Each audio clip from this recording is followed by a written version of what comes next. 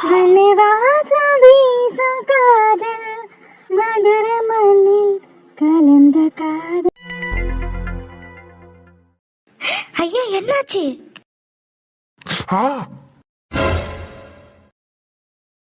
ஐயா என்னையாச்சு? கையை காமிங்க. ஐயா என்ன மன்னிச்சிடுங்க ஐயா. என்னால உங்களுக்கு ஏதாவது பிரச்சனை வந்துக்கிட்டே இருக்கு. ஆனா நான் எதையும் வேணுக்கிட்டே பண்ணலையா. உங்களுக்கும் உங்க குடும்பத்துக்கும் எப்பவுமே விசுவாசமா தான் நான் இருப்பேன். ஆனா என்னமோ தெரியல, என்னால உங்களுக்கு பிரச்சனை வந்துகிட்டே இருக்கு. என்ன மன்னிச்சிருங்க ஐயா. நான் என்ன பண்றதுன்னே எனக்கு தெரியல. முன்னெல்லாம் நான் ஏதாவது தப்பு பண்ணா என்னை திட்டுவீங்க, கோவப்படுவீங்க. அதையெல்லாம் நான் தாங்கிக்கிட்டேன். ஆனா இப்ப என்னால உங்களுக்கு பெரிய பிரச்சனையே வந்திருக்கு. நீங்க ஒரு வார்த்தை கூட அதை பத்தி நீங்க என்கிட்ட கேட்கல. நீங்க என்ன திட்டி 4 அடி அடிச்சிருந்தா கூட எனக்கு மனசு ஆறுதலா இருந்திருக்கும். நீங்க இப்படி அமைதியாவே இருக்கிறது எனக்கு ரொம்ப கஷ்டமா இருக்குயா. கையை காமிங்கய்யா, நான் மருந்து போட்டு விடுறேன். அதெல்லாம் ஒண்ணு வேண்டாம், நீ போ.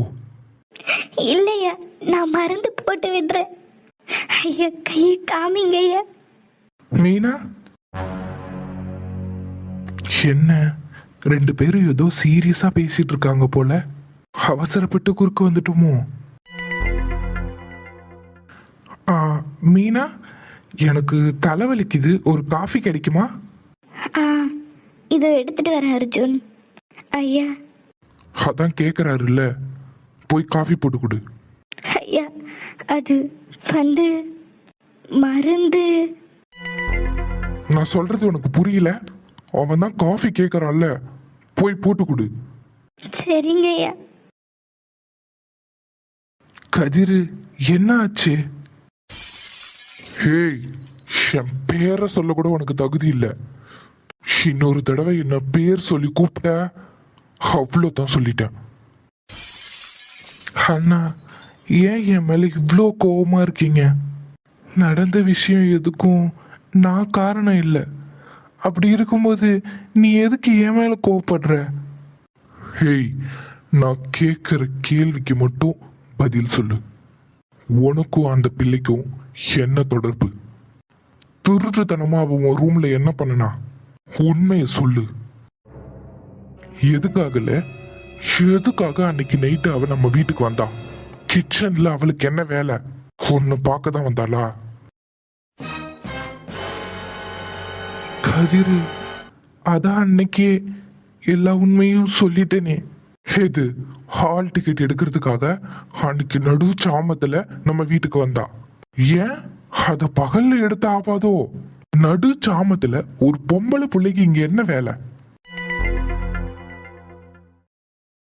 என்னல, நீ தைரியம் கொடுக்காமலா அவ இந்த வீட்டுக்கு வந்தா? போய துறல. நீங்க 2 பேர் பண்ற கூத்துக்கு நான் மாட்டணுமா? எல்லாம் என்ன கேவலமா நினைக்கிறாங்க. அன்னைக்கு இருட்டுல சுடுதண்ணி பாத்திரத்தை தூக்க துணி இல்லாம அந்த பிள்ளை தாவன். எனக்கு எவ்வளவு அசிங்கம் தெரியுமா அது? அந்த இருட்டுல தெரிஞ்சோ தெரியாமல அந்த பிள்ளை தாவணி இழுத்ததுக்காக நான் இப்போ வரைக்கும் உட்காந்து வேதனைப்பட்டு இருக்கேன். என்ன இருந்தாலும் அது ஒரு பொட்டை பிள்ளை. அந்த இடத்துல அந்த பிள்ளைக்கு எப்படி வலிச்சிருக்கும்? அந்த ஒரு காரணத்துக்காக தான் நான் வாயை மூடிட்டு இருக்கேன். கதிரு, நீ நினைக்கிற எதுவுமே உண்மை கிடையாது கதிரு. அந்த பிள்ளை உண்மையாவே படிக்கணுன்றதுக்கு தான் கதிரு நான் ஹெல்ப் பண்ணேன். வீட்டுக்கு தெரிஞ்சா அவளை படிக்க விட மாட்டாங்க, அவ மாமனுக்கு கட்டி வச்சிருவாங்கன்னு தான் கதிர் இதெல்லாம் பண்ணினேன். ஆனா அது இவ்வளோ பெரிய விஷயமா மாறுன்னு நான் நினைச்சு கூட பார்க்கல. இப்போ மட்டும் என்ன நடக்க போகுது? அந்த பிள்ளைக்கு அந்த குடியாரனை தான் கட்டி வைக்க போறாங்க. என்ன தடுத்து நிறுத்திடுவீரோ? அவ்வளோ தைரியம் இருக்கோ? கதிரு, அப்படிலாம் இல்லை கதிரு. நான் அவளை படிக்க வைக்கணும்னு தான் கதிர் இப்படி பண்ணேன். இப்போ நான் அசிங்கப்பட்டு நிக்கிறேன்ல, இதுக்கு என்ன பதில் சொல்ற? கதிரு, கோவப்படாத கதிரு. நான் சொல்றது எல்லாமே உண்மைதான். மற்றபடி அந்த பிள்ளைக்கும் எனக்கும் எதுவும் இல்லை. அவ என் கூட பிடிச்சவ, நல்லா படிக்கிற பிள்ளை. அதனால தான் ஹெல்ப் பண்ணேன். கடைசியில் அது இப்படி ஆகும்னு நான் நினச்சி கூட பார்க்கல. எப்படியாவது யாருக்கும் தெரியாம அவ டிகிரியை வாங்கிட்டானா அவ ஒரு நல்ல வேலைக்கு போய் அவ குடும்பத்தை அவ பார்த்துக்குவான்னு நினைச்சேன். ஊர்ல இருக்கிற எல்லா பிள்ளைக்கும் இப்படிதான் தோற உதவி பண்ணிட்டு இருக்காரோ? சரியில்ல, நீ சொல்றது மட்டும் உண்மையா இருக்கட்டும். நானே அந்த பிள்ளையை படிக்க வைக்க. ஆனா ஒண்ணு, நீயும் அந்த பிள்ளையும் தனிச்சு எங்கேயும் பேசக்கூடாது. அப்படி நான் பார்த்தேன், அப்புறம் நீ என்ன மனுஷனாவே பார்க்க முடியாது.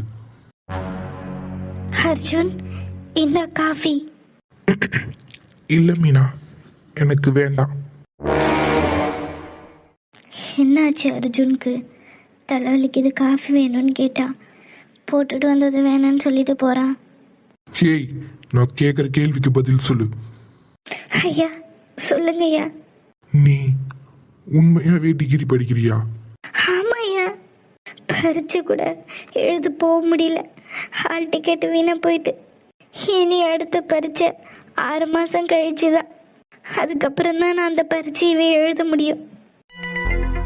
இந்தாரு, பொய் சொன்னான்னு வச்சுக்கோ, அப்புறம் நான் என்ன பண்ணுவேனே தெரியாது. உண்மையாவே நீ டிகிரி படிக்க? சத்தியமா நான் டிகிரி படிச்சேயா? நான் கேள்வி கேட்பேன், அதுக்கெல்லாம் பதில் சொல்லுவியா? நீ தான் டிகிரி படிக்கிறியே, என்ன கோர்ஸ் படிக்கிற? BSc economics. எக்கனாமிக்ஸ் படிக்கிறியா? சரி, ஆன்லைன்ல எப்படி கிளாஸ் அட்டென்ட் பண்ணுவ? மேக்ஸிமம் ஆன்லைனில் லைவ் கிளாஸ் நடக்கும். நான் இங்கே இருந்தேன்னா லைவ் கிளாஸ் யாருக்கும் தெரியாமல் அர்ஜுன் ரூமில் போய் அட்டன் பண்ணுவேன். அப்படி இல்லைன்னா அந்த கிளாஸை ரெக்கார்டட் பண்ணி வச்சுருப்பேன் அர்ஜுன்.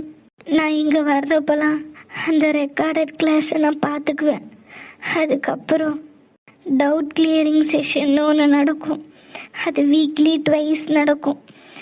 அப்போ நமக்கு சப்ஜெக்டில் என்ன டவுட் இருக்கோ அவங்கக்கிட்ட கேட்டுக்கலாம். அது வாரத்தில் 2 நாள் நான் அந்த மாதிரி கேட்டு சரி பண்ணிப்பேன். அப்போ நீ உண்மையாவே எக்கனாமிக்ஸ் படிக்கிற? சத்தியமா ஐயா, நான் பொய் சொல்லலை.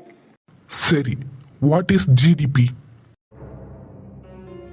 வாய தர, அதான் கிளாஸ் அட்டென்ட் பண்ற, டவுட்லாம் கேட்குற, நீ தான் படிக்கிறியே, பதில் சொல்லு. என்ன திருன்னு முழிக்கா? சொல்லு பிள்ள, what is GDP? Gross Domestic Product. It's a total value of all goods and service produced within a country during a specific time, usually 1 year. ஜிடிபியை சிம்பிளா ஃபார்முலால சொல்லு. GDP, consumption plus investment plus government spending plus export minus import. It's total income plus total production of a country. அப்போ உண்மையாவே நீ படிக்கிறியா? ஆமாய்யா, இப்போ பரீட்சை எழுத முடியாது. 6 மாதம் கழிச்சு தான் எழுதலாம். நல்லா தானே படிக்கிற, பிறகு எதுக்கு திருட்டுத்தனமா படிக்கிற? அதான் சொன்னேனே ஐயா, நான் படிக்கிறது என் வீட்டில் இருக்கிறவங்களுக்கோ என் மாமா குடும்பத்துக்கோ பிடிக்கல. நான் பொம்பளை பிள்ளை, எதுக்கு படிக்கணும்னு நினைக்கிறாவ. அப்படி அதையும் மீறி நான் படிக்கிறது தெரிஞ்சதுன்னா என் மாமனுக்கு என்ன கெட்டி கொடுத்துருவாவ. அதனால தான் இது எங்கள் அம்மைக்கு கூட தெரியாது.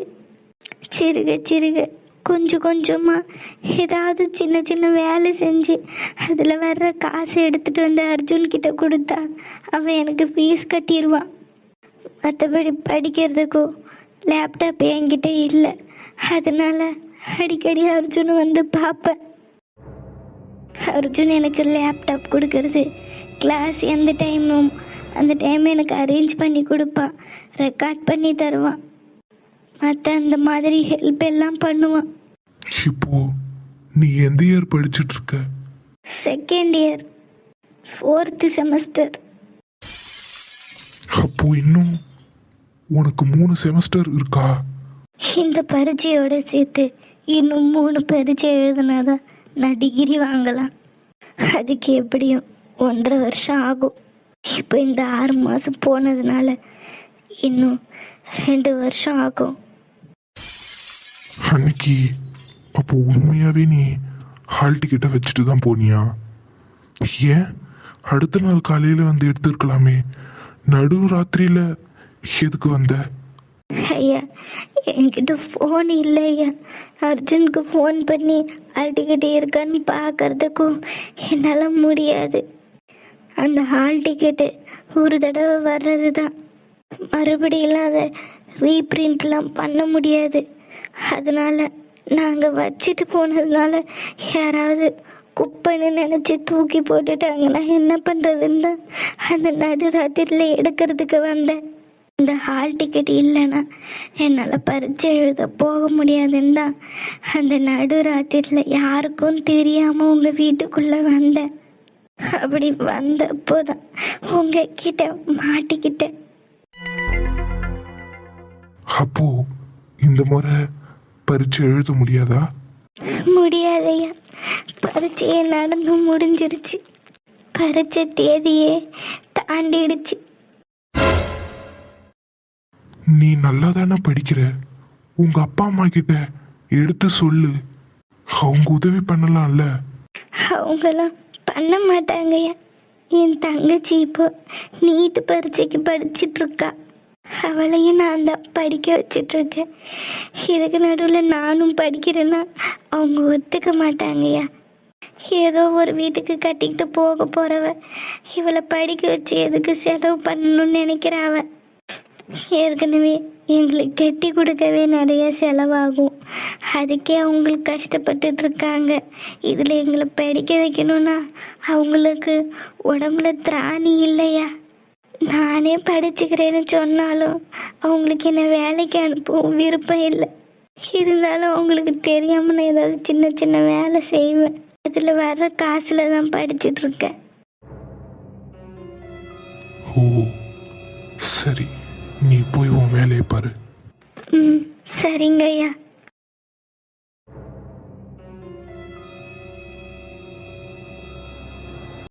என்னடி குமரியோலா இங்க உட்காந்துட்டு என்ன பண்றியா? என்ன வேலைக்கு தோட்டத்துக்கு போலியா? இல்லைம்மா, காலையிலே போய் பூ பறிச்சு போட்டுட்டு வந்துட்டோம். இனி களை எடுக்க வேலை தான் இருக்கான். நாளைக்கு வர சொல்லிட்டாவ. அதான் இங்க நான் உட்காந்து கதை விட்டுட்டு இருக்கோம். அப்படியா? நல்லதா போச்சு. ஏண்டிமா, உங்களுக்கு விஷயம் தெரியுமா? என்ன விஷயம்? என்ன பாட்டி, உங்களை பொண்ணு பார்க்க வந்துட்டாவளா? அடிச்செருப்பு கட்ட, இந்த வயசுல பேச வேண்டிய பேச்சா இது? இப்ப என்ன பொண்ணு பார்க்க தான் நிக்காவ. போறது என்ன பாட்டி?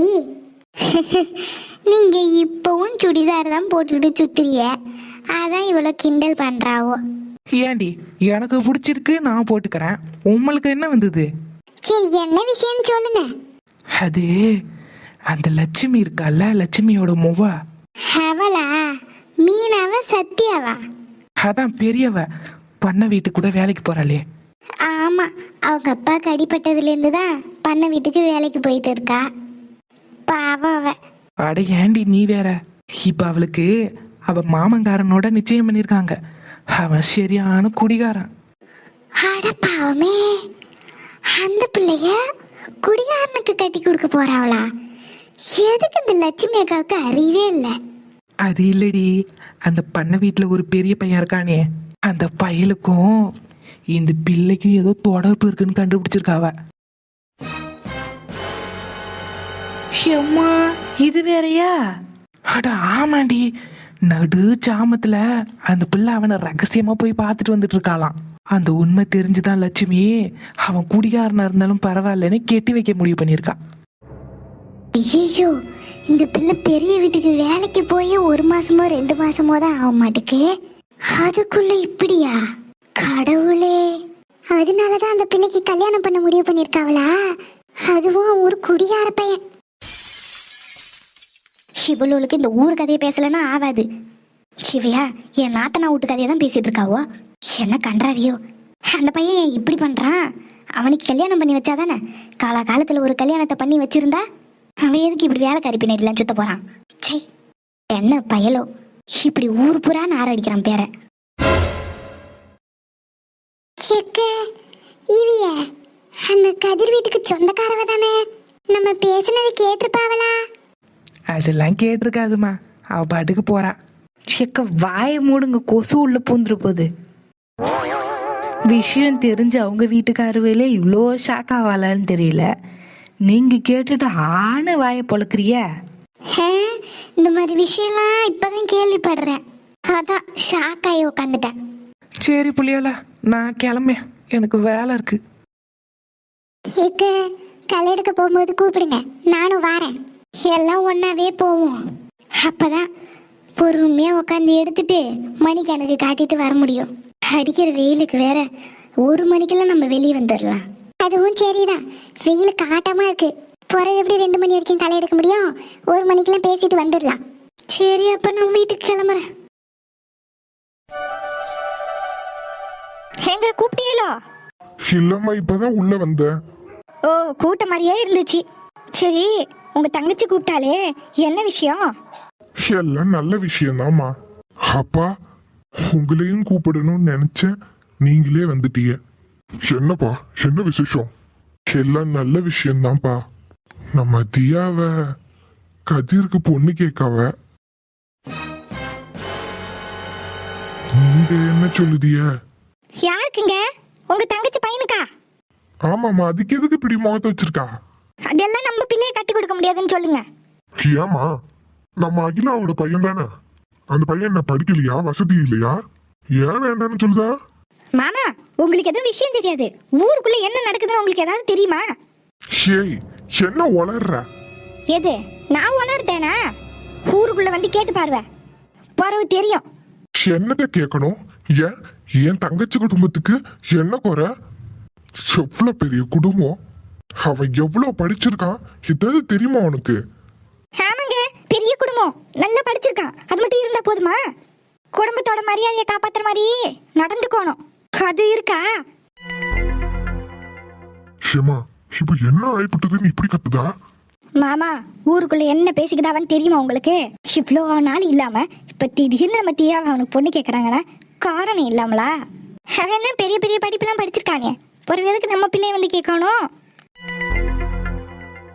எல்லாம் காரணமா தான் மாமா. நானே நீங்க வந்த உடனே சொல்லணும்னு நினைச்சிட்டு இருந்தேன்.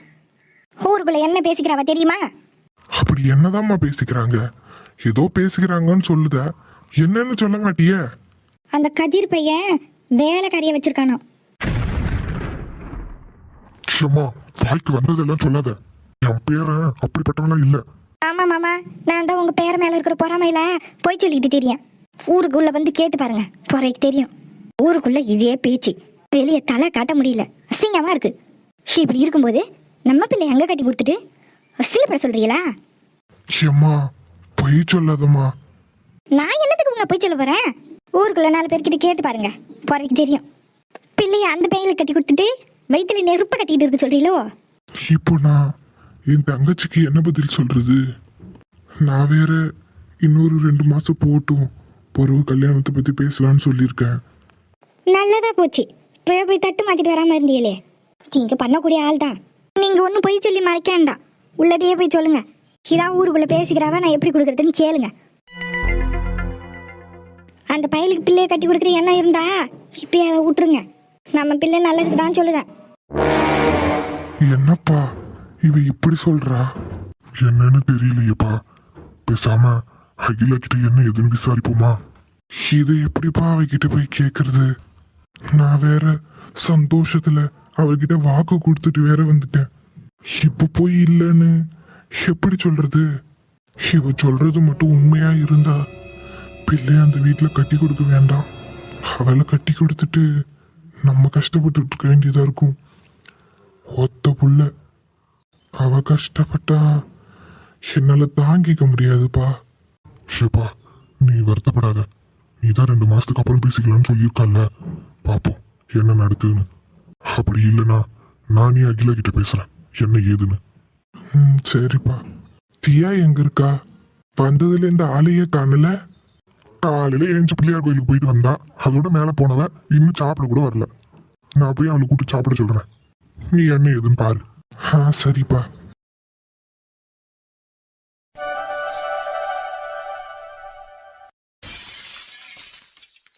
ஐயப்பா, என்னை காப்பாத்தேன்னு போய் அவர் கை இப்படி காயமா இருக்கு. மருந்து வச்சு விடேன்னு சொன்னாலும் கையை காட்டவே மாட்றாக. ஹாஸ்பிட்டலுக்காக கூட்டிட்டு போக சொல்லணும். அர்ஜுனை பார்த்து சொல்லுவோம். அர்ஜுன் கிட்ட சொன்னா அவன் மருந்து போட்டு விடுவான். அவனே டாக்டர் தானே, அவன் பார்ப்பான். ஐயா, சாப்பிடுதியலா? என்னது? சாப்பிடுதியலா? நேரமாச்சு. போய் எடுத்துட்டு வா. ஐயா, அர்ஜுனான்ட்ட சொல்லி மருந்து வாங்கிட்டு வருவா. இந்த காயத்துக்கு மருந்து போட்டு சரியாயிடும். கை பழைய நிலைமைக்கு வந்துடும். ஆனா நீ இழந்த இந்த 6 மாசத்தை என்னால உனக்கு திருப்பி தர முடியாது. அன்னைக்கு என் அம்மாவும் அக்காவும் உன்னை பார்க்காம இருந்திருந்தா யாருக்கும் தெரியாம உன்னை உன் வீட்டில் கொண்டு போய் விட்டுருந்துருப்பேன். இந்த பிரச்சனை எதுவும் வந்திருக்காது. இப்போ உன் படிப்பே போயிடுச்சு. அதை எப்படி சரி செய்ய போறேன்னு தெரியல. இல்லையா, அர்ஜுனன் டாக்டர் தானே, அவனுக்கு என்ன மருந்துன்னு தெரியும். நான் என்ன கேட்டு வாங்கிட்டு வரட்டுமா? என்ன காப்பாத்தேன்னு போய் உங்க கை இப்படி செவந்து போய் கிடக்கு. குற்ற உணர்ச்சியா இருக்கியா? நான் போய் மருந்து வாங்கிட்டு வரட்டுமா? அதெல்லாம் ஒண்ணு வேண்டாம். நீ போய் சாப்பாடு எடுத்துட்டு வா. சரியா. ஐயா, சாப்பிடுங்க. வேற ஏதாவது வேணுமாய்யா? இல்லை, எதுவும் வேண்டாம்.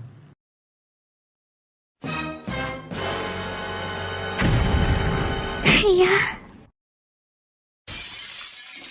கதிரு, கையில என்னையா? ஐயா, என்ன ஆச்சு? அதெல்லாம் ஒண்ணும் இல்லம்மா, கையெடுங்க. ஐயா, என்னையா ஆச்சு? கை எப்படியா இப்படி ஆச்சு? கையில என்ன ஆச்சு? ஏப்பா கதிர், என்னாச்சு? கையில என்ன? கதிர், கையில என்ன? பாருங்க, பிள்ளை கை இப்படி சிவந்து போய் இருக்கேன்னு. எனக்கு என்ன ஆச்சு? ஏன் கை இப்படி சிவந்து போயிருக்கு? வா, ஹாஸ்பிட்டலுக்கு போவோம். இல்ல, அதெல்லாம் ஒண்ணும் இல்ல, சின்ன காயம்தான். ஏல, எதுல சின்ன காயம்? கை இப்படி செவந்து போய் கிடக்கு, சின்ன காயம் சொல்லுத? என்னாச்சு? எப்படி இப்படி ஆச்சு? அது லைட்டா நெருப்பு பட்டுடுச்சு. ஆயின்மெண்ட் போட்டா சரியாயிடும். நெருப்பு பட்டுச்சா? எப்படி நெருப்பு பட்டுச்சு? எங்க போன நெருப்பு பட்டுச்சு? என்னப்பா இது? இது பார்த்தா லைட்டா நெருப்பு பட்ட மாதிரி இல்லையே, பெரிய காயமா தெரியுது. வாப்பா, ஹாஸ்பிட்டல் போலாம். ஐயா, எப்படியா இந்த மாதிரி காயம் வந்துச்சு? அது வந்து பூஜை ரூம்ல விளக்கு இருந்தது பார்க்காம ஃபோன் பேசிக்கிட்டே வந்து கையை வச்சுக்கிட்டேன். ஹேய் அம்மா, நீ பார்த்த வேலை தானா இது? ஏண்டி, ஒரு விளக்கு கூட உடனே ஒழுங்கா ஏத்த முடியாதா? என்ன பண்ணி வச்சா? எப்படி அவன் கையில காயமாச்சு? அம்மா, அது வந்து விளக்கு. முல்ல, இப்ப எதுக்கு அந்த பிள்ளைய ஏசுதா? தப்பு என்னோடது. நான் தான் பார்க்காம கை வச்சுட்டேன். போய் வேலையை பாரு. உன்னை அப்புறம் கவனிச்சுக்கிறேன். அம்மா, இது சின்ன காயம்தான். அது சூடு பட்டதுனால இப்படி சிவந்திருக்கு.